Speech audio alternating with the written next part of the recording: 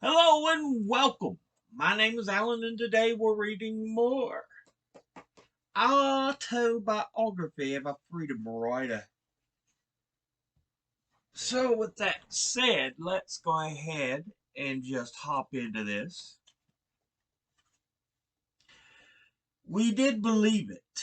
The perception among the early participants and that their actions would help educate other black Mississippians and lead to change for the better.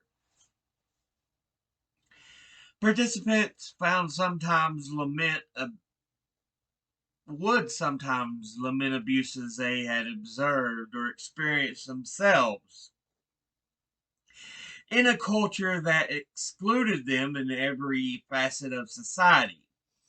Our response was to explain the registration process so they knew what to expect. We had to teach them the Constitution of Mississippi because they would be tested on that. We will go and attempt to register, we'd tell them, and more than likely they won't let us. But we want them to refuse to allow us to vote rather than do nothing and say we couldn't vote. Then we would schedule a day to go to the courthouse. Sometimes I would drive them, or Medgar's lead person would. The whole group might go in at one time, or we'd stagger them so no one arrived. Uh, so one arrived about every 5 minutes. Other times they would attempt to register without our help. The result would always be the same. Registration would be denied. You didn't pass the test, was usually the reason given. But no matter what answers black applicants gave, the circuit clerk would fail them. Our applicants would prepare to leave. The clerk or other county workers present would typically spout back anti-black insults. Gone out of here, auntie. You need to be in the field. Do you know how you're here? I'm going to tell him now. Does your boss know you're here? I'm going to tell him now. There were rare instances when one person might be allowed to register. That was more likely when movement workers were not present. However, the conservative political establishment was so dead set on not allowing us to succeed, they were more than likely turning away 99% of the people. Those hardworking, law abiding residents had one of the most despicable crimes committed against them. Their own state was denying them one of their basic rights. So, rights they had guaranteed as citizens born in the country. Although I was only 17-year-old and not old enough to vote, I would from time to time attempt to do so. On one occasion, after I had completed the sworn written application for registration, the circuit clerk just threw the form back at me. That wasn't bad. Some of the people were physically embarrassed, even beaten for attempting to register to vote.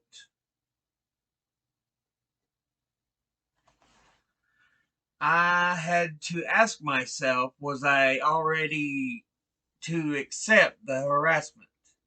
Was I ready to accept the beatings? Most of all, was I ready to accept death for my beliefs? I knew that I had already answered those questions in the affirmative. I knew that segregation was wrong and had to be stopped. I felt I had no other choice but to try and stop it. A couple of us students at Tougaloo would sometimes have leave for an assignment on a Saturday morning. We were returned on Saturday evening. The janitor would grant our request to lock us in the science lab where we could study uninterrupted until the building reopened Monday morning. But the janitors doubled as security guards. They were our friends. I had many conversations with Medgar Evers about what was going on. He'd coach me on how I should present myself in various situations and with various types of people. He would never he was never too busy to talk to me or anyone else. He taught me to be true to myself and to know who I was. He felt that if I wasn't for real, it would surely come across in the form of mistrust. Most of all, he taught me that the civil rights struggle was not a game. It was a life and death struggle, and if I must die, then I should die with dignity while I was trying to help my people. Sometimes I called him, or he would ask me to come down to the office on the top floor of the Black Masonic Temple in downtown Jackson to discuss a project, either one on one or in a group. Other times we talked on the phone. It was usually a reporting of how many classes or how many had agreed to vote. And I'd let him know how many people I found willing to work with me or who they were if they agreed to reveal their identity. As early organizers, we had a few resources. We had no protection. On occasion, knowing full well that our small group was vulnerable to attacks by hateful mobs, I would ask for cover from law enforcement personnel to no avail. The federal investigators with their dark suits and skinny ties stood out. None of us was opposed to walking up to them, particularly the FBI agents, and requesting their defense, even though the response was usually no. If media personnel were at the public demonstrations that came later in Jackson, they often endured harassment and beatings, just as the civil rights workers did. Even decades later, it's painful to speak of the experiences of my early civil rights years. I have to believe there must be something in a young man's DNA, something in his composition that steers him in the direction of a Medgar Evers. That is what is it that enables one to function while in the middle of such immense hatred. Somehow, somewhere, there has to be a blueprint deeply embedded in some of these in our souls that we are mandated to follow. Some of my friends from uh, from the 60s and I get together occasionally. We ask ourselves why we created and manipulated, or sorry, why we created and participated in a particular protest. We don't really have an answer. Many situations were more than life threatening. Some protests that we participated in were of such a nature that we were 100% certain that we would not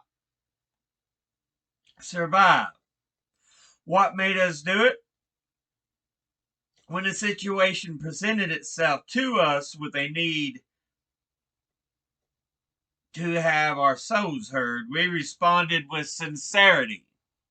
There was no hesitation. We not only participated from the now, we participated from our souls. I would continue organizing black Mississippians to register to vote for the next 4 years.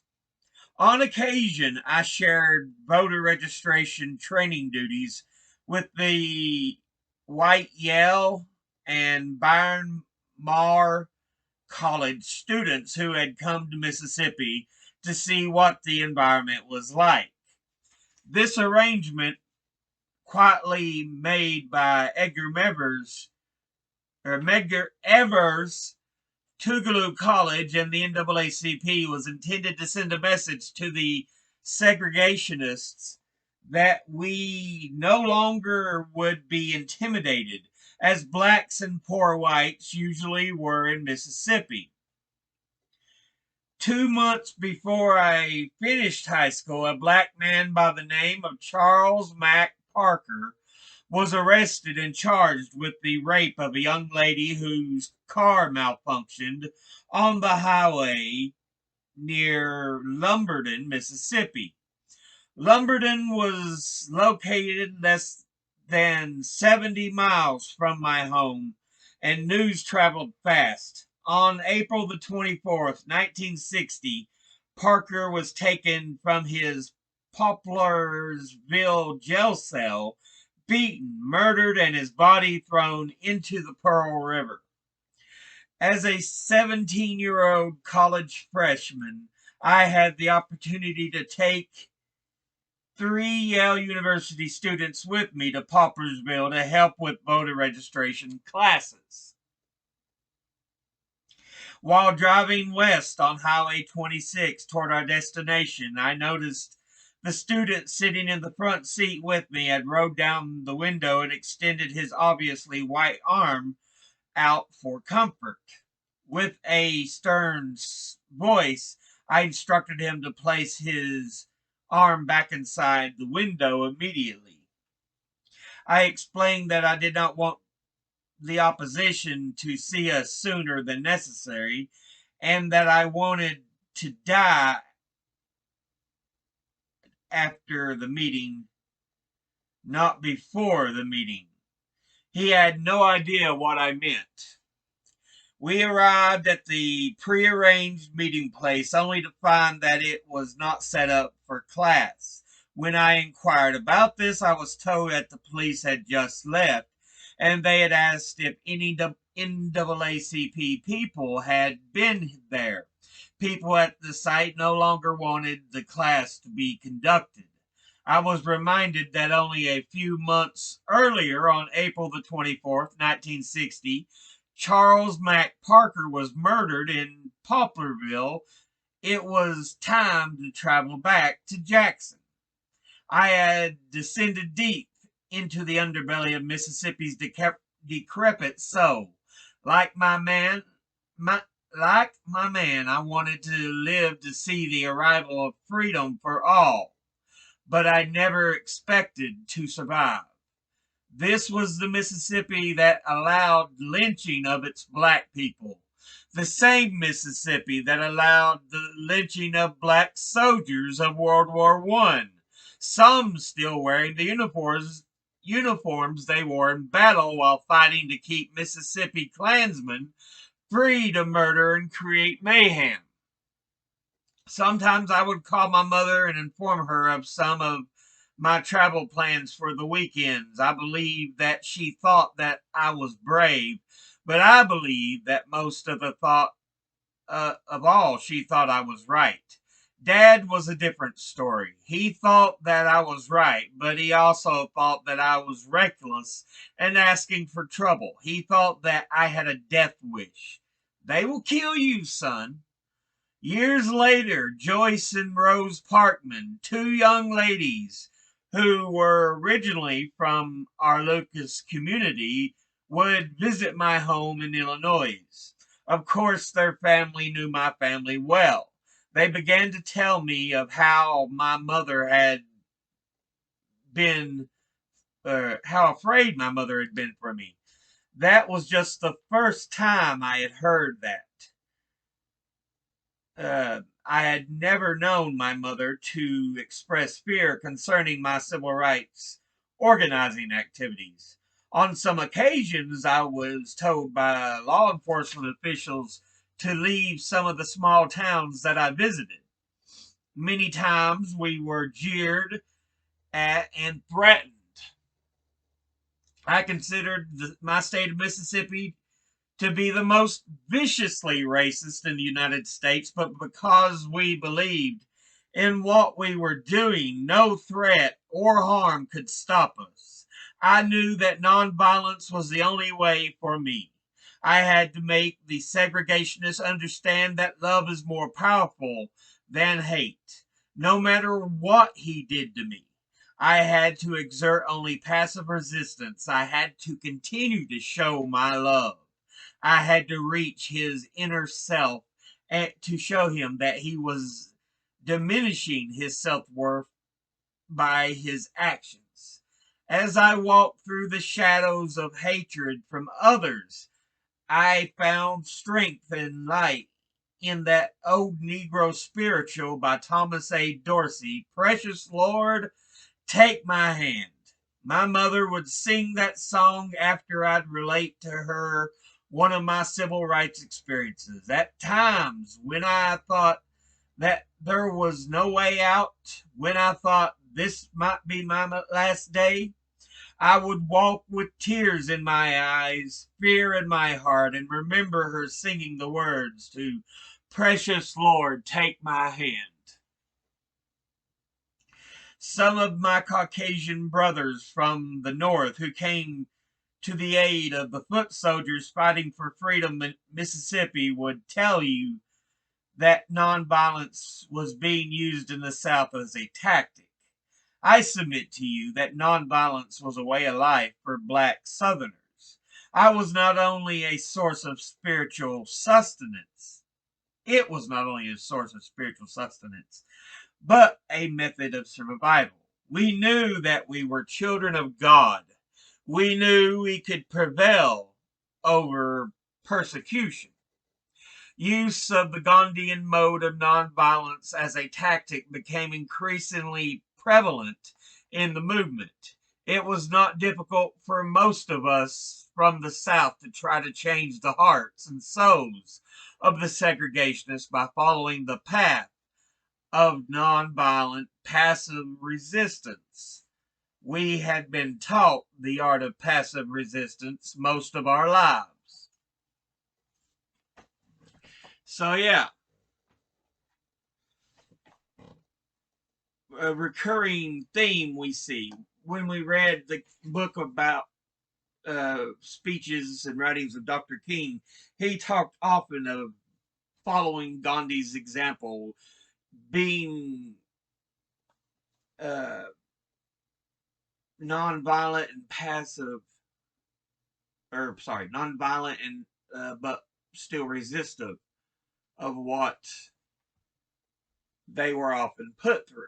And here we're seeing the same. He's recommending, say, there must be a level, you must remain nonviolently resistant. Um, so yeah, it's something we see here. You can see how big of a piece it filled in the civil rights movement. But that is going to be it for this episode. As always, educate thyself. Think, read, study, learn. Someone tries to tell you something you have trouble believing, ask them to cite their sources. I'll see you all in the next video. Until then, later.